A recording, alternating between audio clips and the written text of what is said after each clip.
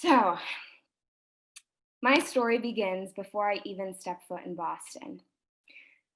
On July 19th of this year, while living in Spain, helping my uncle close this big door at his work, my finger got caught on a metal bar as it shut. I put my hand in the wrong spot at the wrong time, and I didn't even notice until a full minute later when I looked down and through my finger that something was missing. In the middle of a pandemic, I was suddenly laying in a hospital bed alone. And it took 13 hours for me to be released after having a partial amputation of the third phalange of my right pointer finger with my family thousands of miles away, still asleep in their beds. I'd never been so alone in my life, so scared in my life. My body was broken, but I continued to find the strength within the remaining pieces of me and push forward. 6 weeks later, I found myself here, Boston. I was suddenly thrown into an internship teaching kids how to write when I didn't even know how to hold my own pencil. But still, I pushed forward. Okay, shifting gears a little bit, my special project.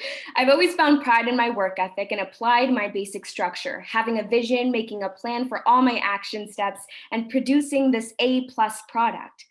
So for my project, I was going to conduct a series of poetry and identity workshops, have all these fourth grade students give me all these poems, and then I would have this A-plus product, a publication in a digital magazine. Out now, go check it out. Well, there's obviously something super inconsistent with this idea because you can't have those expectations when working with kids. Suddenly, I felt a shift. Through the inevitable loss for perfection, my intentions no longer focused on this A-plus product, but rather the process. All I really cared about was teaching and having an impact on these beautiful young writers and help them push forward. I conducted my project presentation without even having the magazine completely finished. So how do these things relate, right?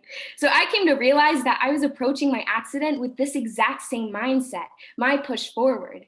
I was able to battle through the immediate impact, but I never prepared for the process of healing, the stitches, the scabs, the scars.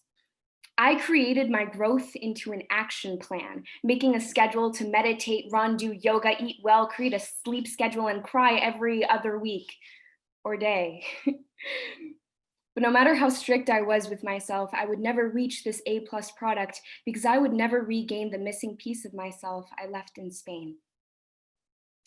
I suddenly escaped this need for perfection and realized that the process was the product. Relieving myself from expectation, I went from not being able to hold a pen to filling a 200-page journal with poetry, cover to cover. Through writing, I healed.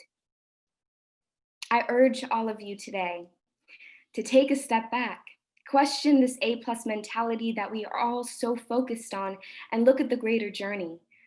You can't force yourself to heal the way you can't force kids to write you a magazine, in the same way my hand will never be perfect again.